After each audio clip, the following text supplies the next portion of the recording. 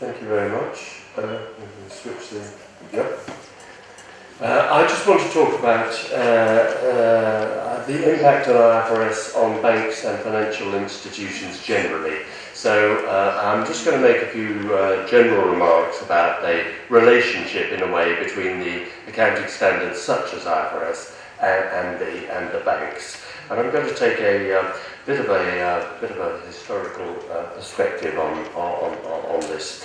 But firstly, the nature of banks means that the interaction between banks and accounting standards, I think, has been revealed by the fact that these are institutions that have very big balance sheets, very big numbers of assets and liabilities in comparison to other entities, and also in comparison to the earnings that they have. So that they tend to also have very high gearing ratios in comparison to other institutions. So there is a lot of sensitivity to balance sheets as well as to earnings. For many commercial and industrial companies, they are most concerned and focused on their earnings numbers from one year to the other, one period to another. For banks, there is also a lot of emphasis on the balance sheet, partly because of the size of the balance sheets, but also because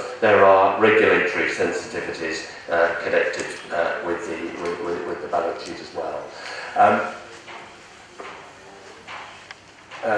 I would also say that I think banks in many countries, and I think India is probably, have not been particularly, the accounting has not been particularly tightly controlled by the, as it were, the accounting standards. And very often before IFRS became to be widely adopted, there was considerable flexibility given to the banks to show the position that they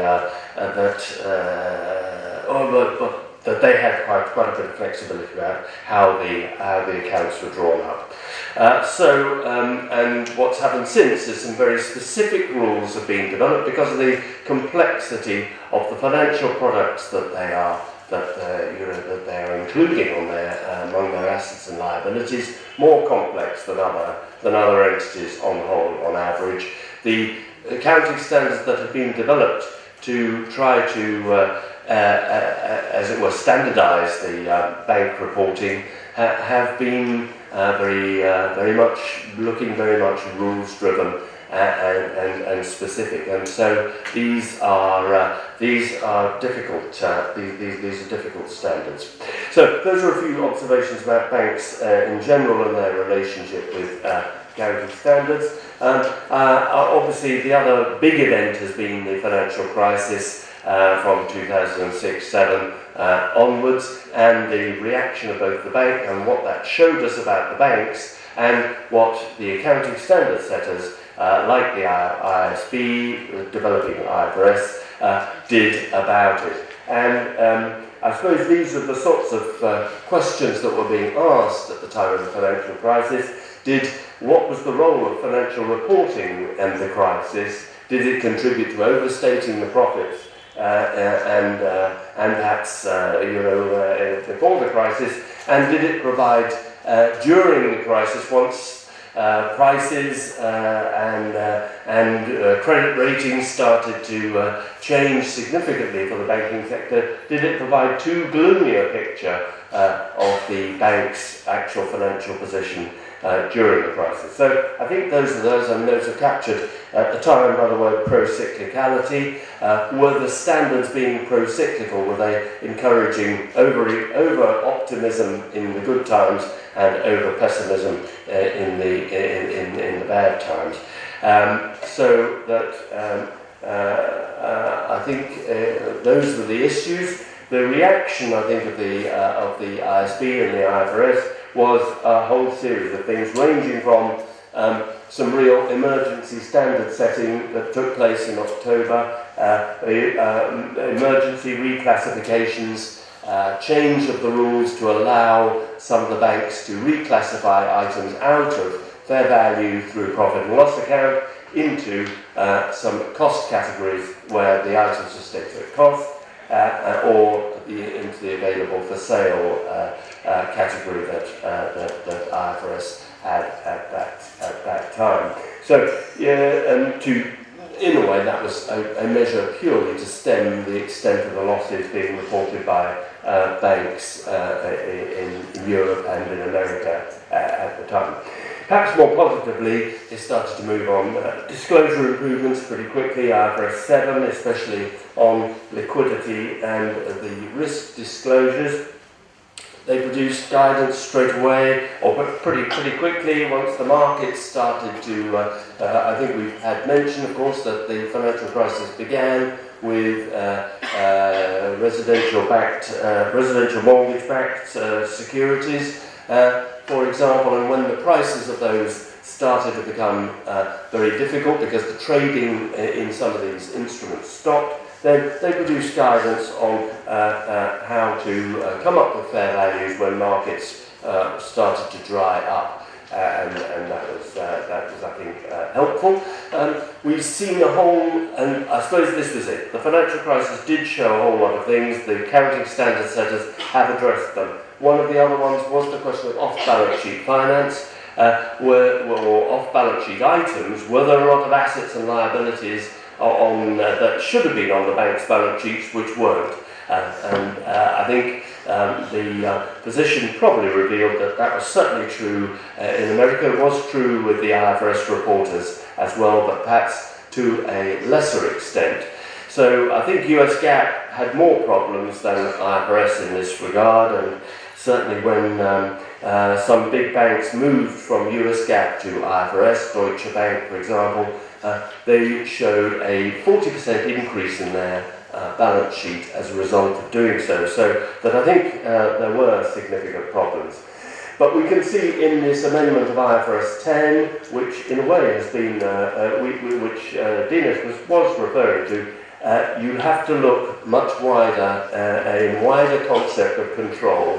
And we're looking here, and you can see some bank-related stuff in here, I think, about assessing the purpose and design of entities. Banks were the financial, but particularly did more of this financial engineering than perhaps other companies did in terms of creating special purpose entities and vehicles that kept assets and liabilities off their balance sheet. So it says, assess the purpose and design of the entities in trying to come up with the judgment as to whether there is control and that the control is being used to affect the returns. Focus on relevant activities and not and the key decisions that entities made, and some specific guidance on structured entities. So you can see there in the consolidation standard that was produced after the crisis, there is clear addressing some of the issues that the banks revealed. Same when it came to IFRS 12 on the disclosure of interests in other entities. A general standard that applies to subsidiaries, joint ventures and associates, but also to structured entities not consolidated on the company's, on the group's balance sheet. And I think there we can again pick up a clear reference to what the banks, issues that particularly related to the banks. And significant disclosures about those significant judgments or assumptions, summary information about the non-consolidated entities there. So that we can see there some specific stuff for banks. But in a way, what's the standard that has been published about a year ago, IFRS 9, on the recognition and measurement of financial instruments is, I guess, the key, in the end, the key reaction to the financial crisis by the standard setters. And here we've got categories, slightly different categories from the IS 39 categories that the banks in Europe and anyway and in America were using before the crisis. Now, banks in India will be moving straight to IFRS 9. And so will not have been involved with the earlier classification. But all I would say about that classification is that we can see a lot. We can see some at amortised cost, and a lot of many banks, a lot of their balance sheet will be at amortised cost. It's the loans to customers, but there are certainly fair value categories and some fair value through profit and loss, fair value through other comprehensive income. So we can see some complexity in that classification system, but certainly a mixture of items in bank balance sheets at fair value and cost.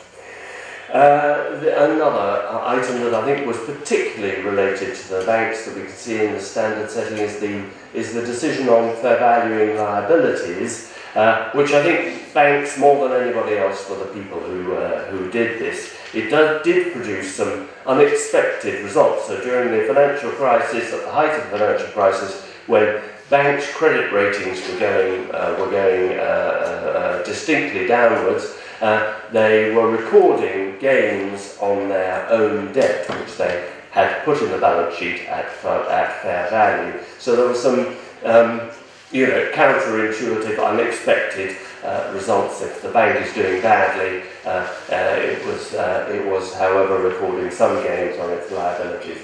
And so that has been changed, and the effect of own credit risk changes. Doesn't appear in profit and loss account any longer. It will appear in other comprehensive income.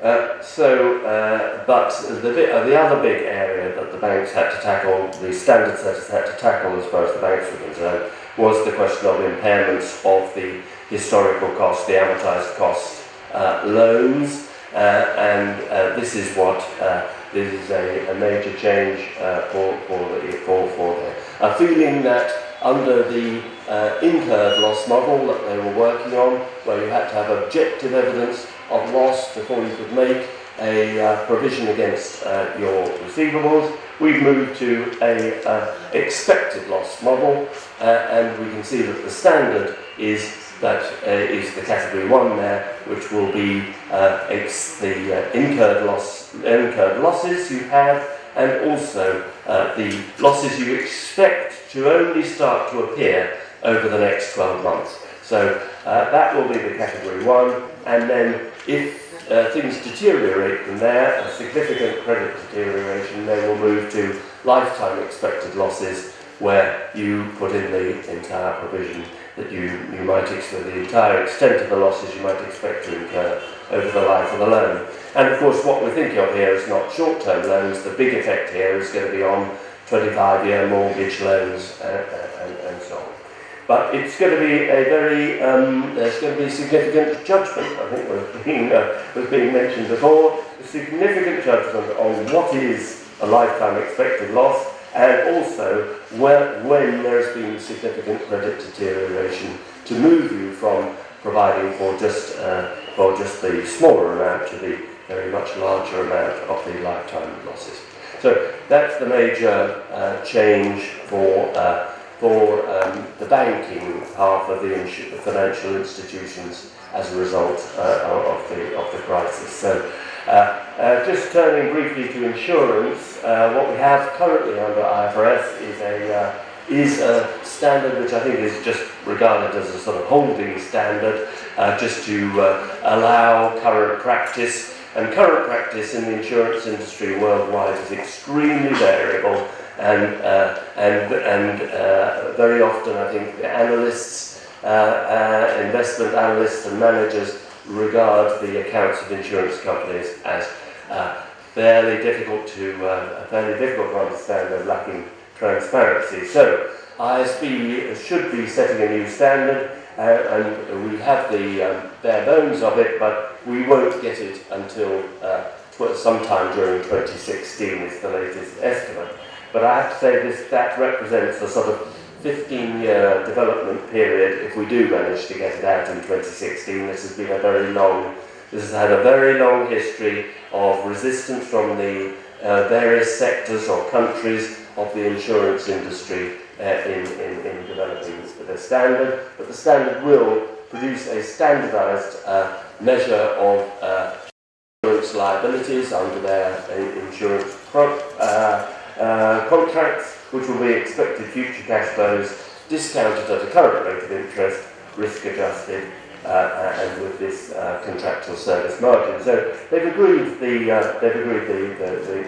bare bones of it. But But, however, there is a sort of current problem, which is that this application is likely to be 2020, but the insurance companies are subject to IFRS 9, and so the assets which they hold matching the liabilities that they have, there may be a mismatch in the accounting between the two of them, between the 2018 application date of IFRS 9 and perhaps the 2020 application date of the insurance standard. So there is a debate going on as to how exactly best to accommodate that. I think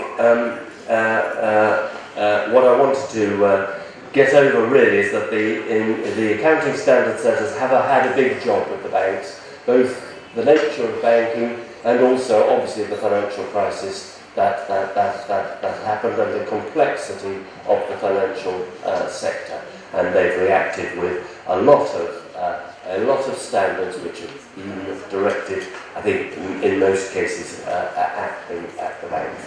But just as I was asked, as I was trying to talk about the impact of IFRS on the banks, I just thought we might just think just very briefly about the financial institutions' impact on IFRS, and I think it has been quite substantial. So on the EU adoption of IFRS in 2005, the banks insisted on one or two carve-outs, differences between that could be allowed to certain banks if they wanted to take them up between ISB's IFRS and the ones adopted in Europe, and that was as a result of lobbying, the lobbying by the banking industry. Just the scale of the time and resources that's been devoted to financial institutions by the standard setter there. The problems in finalising the insurance standard I mentioned. And I think the unpopularity and opprobrium in which banks have been held since the financial crisis has to some extent rubbed off on the on IFRS, and clearly, it's caught some of the mud. Some of the mud has attached itself to IFRS, and things like those emergency standard setting measures don't help, I think. And finally, I think we've mentioned how moving to IFRS does tend to increase the size of the financial statements, the length of the financial statements. I think whenever I hear people quote examples, they are nearly always examples from the bank, HSBC, Barclays, for example. So I think they contributed to the problems that the ISB have in terms of that sense that the accounting standards are too long and that they need to address that, which is currently what, to some extent they are. So that's my quick run through the IFRS financial institutions relationship both ways. I will just say, well, if there are any questions or comments to Dinesh or myself, do feel free to make those. And otherwise, I will say thank you for your attention, and I'm very pleased to be here.